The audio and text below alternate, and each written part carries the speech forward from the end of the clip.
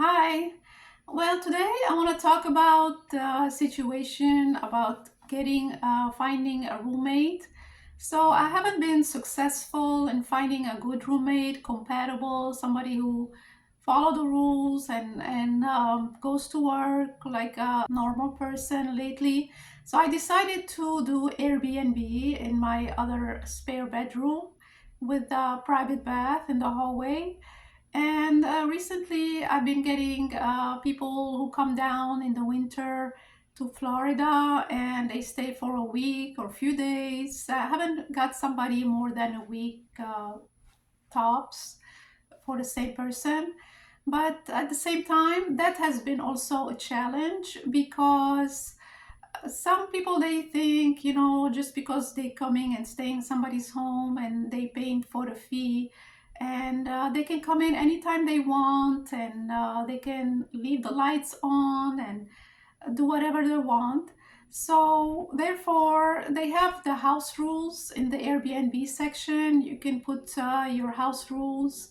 This way it's more disciplined, I suppose, and it's more everybody's on the same page. And so for the house rules that I have, because I had some people coming in, they want to come in 1 o'clock in the morning, which is not right. This is a residence. We're not a 24/7 hotel resort here. This is not like a Trump Tower or Marriott Hotel. And when you come in at 2 o'clock in the morning, even though you're coming from a flight or someplace, that's not supposed to be our issue because our rate is so low. It's like not even comparable to a hotel stay.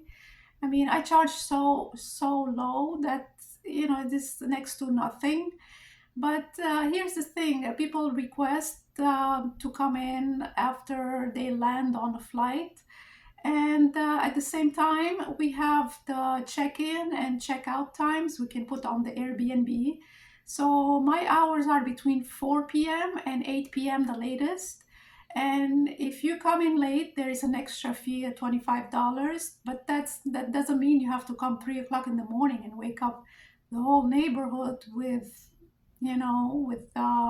your check-in.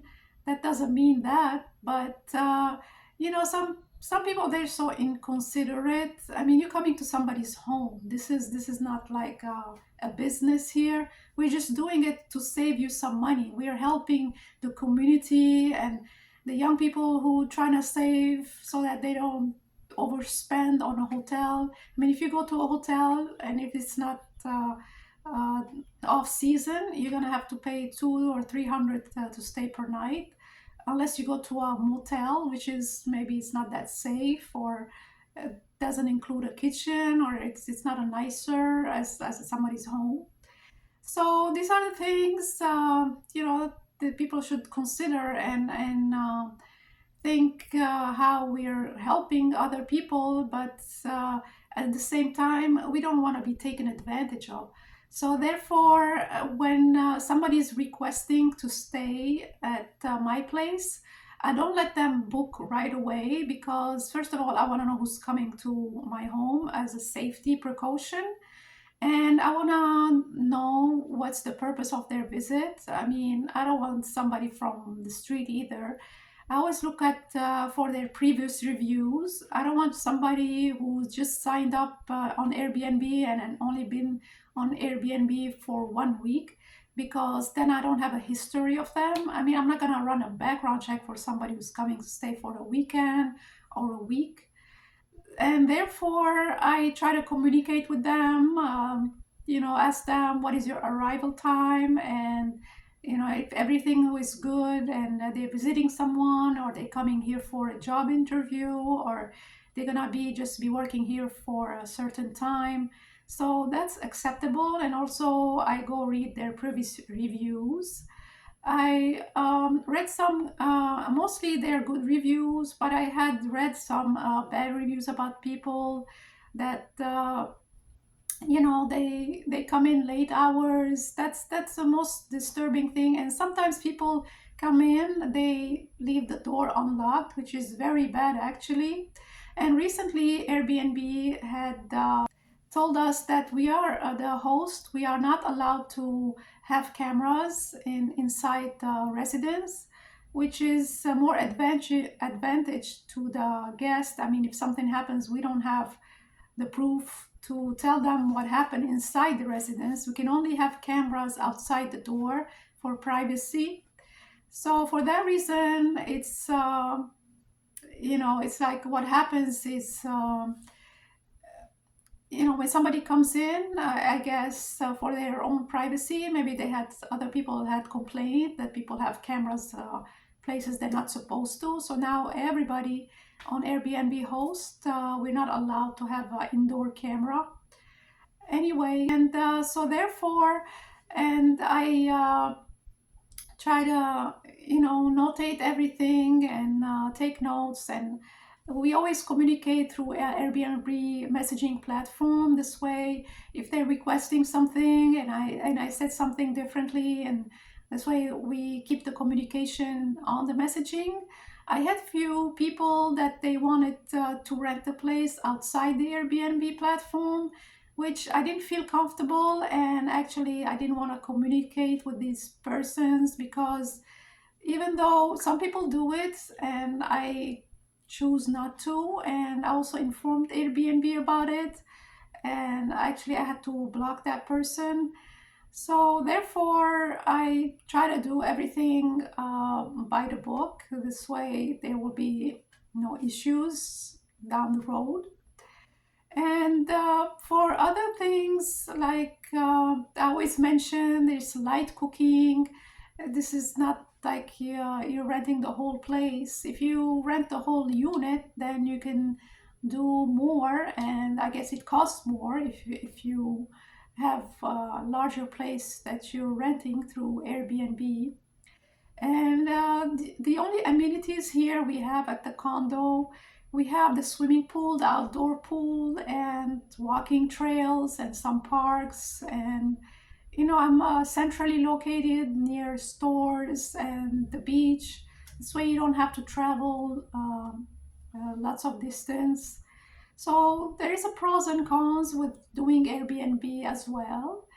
And I mean, they seem to be fair, the Airbnb platform, but at the same time, now it's more beneficial to the guest and the host, being that we're not allowed to have indoor cameras.